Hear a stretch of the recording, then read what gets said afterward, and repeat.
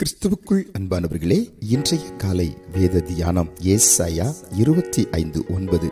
அக்காலத்திலே இதோ இவரே நம்முடைய தேவன், இவருக்காக காத்திருந்தோம், இவர் நம்மை ரட்சிப்பார், இவரே கர்த்தர், இவருக்காக காத்திருந்தோம், இவருடைய ரட்சிப்பினால் களி கூர்ந்து மகிழ்வோம் என்று சொல்லப்படும். அன்புக்குரியவர்களே, இந்த காலை நேரத்திலே கர்த்தருக்கு காத்திருக்கிற பிள்ளைகளை அவர் ஒருபோதும் கலங்க விடமாட்டார். கர்த்தருக்கு காத்திருக்கிற பிள்ளைகளை ஒருபோதும் அவர் வெட்கப்பட விடமாட்டார். கர்த்தருக்கு காத்திருக்கிற பிள்ளைகளுக்கு இங்க 2 ஆசீர்வாதம் சொல்லப்படுகிறது. ஒன்று, ரட்சிப்பு இறங்கி வருகிறது, பாதுகாப்பு இறங்கி வருகிறது, ஒரு காப்பாற்றுகிற சூழ்நிலை இறங்கி வருகிறது, ஒரு மீட்பர் இறங்கி வருகிறார். ஒருவேளை ஒரு பாதுகாப்பு இல்லாத ஒரு சூழ்நிலையில் என்ன செய்வேன் என்று பிள்ளைகளை குறித்தோ எதிர்காலத்தை குறித்தோ உங்களை குறித்தோ கலங்கிக் கொண்டு இருக்கிறீர்களா?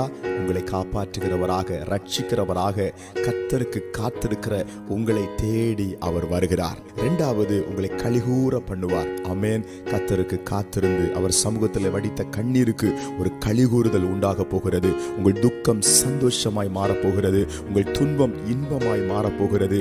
இயேசு கிறிஸ்துவின் நாமத்தில் இந்த நாள் நிச்சயமாய் ரட்சிப்பினால் அலங்கரிக்கப்படுகிற, ரட்சிப்பினால் மகிழுகிற, களிகூர்ந்து கம்பீரிக்கிற ஒரு நல்ல ஆசீர்வாதமான நாளாய் கர்த்தர் உங்களுக்கு அமைத்து கொடுத்திருக்கிறார். ஒன்றே சொல்லுங்கள், உங்களுக்கு காத்திருப்போம் ஆண்டவரே, உங்க சமூகத்துல காத்திருப்போம் ஆண்டவரே, உங்க ஆலயத்துல காத்திருப்போம் ஆண்டவரே. அற்புதங்களை ஆண்டவர் செய்வார். ஜெபிப்போம். ஆண்டவரே, இப்பொழுதும் காத்திருக்கிற பிள்ளைகளுக்கு கொடுக்கிற ரட்சிப்புக்காக ஸ்தோத்திரம், களிகூறுதலுக்காக ஸ்தோத்திரம். கண்ணீரோடும் புலம்பலோடும் இந்த ஜெபத்தில் இணைந்திருக்கிற பிள்ளைகளுக்கு இப்பவே ஒரு சந்தோஷம், இப்பவே ஒரு ஆனந்தம் உண்டாகிறதுக்காய் ஸ்தோத்திரம். இயேசுவின் நாமத்தில் ஆமென்.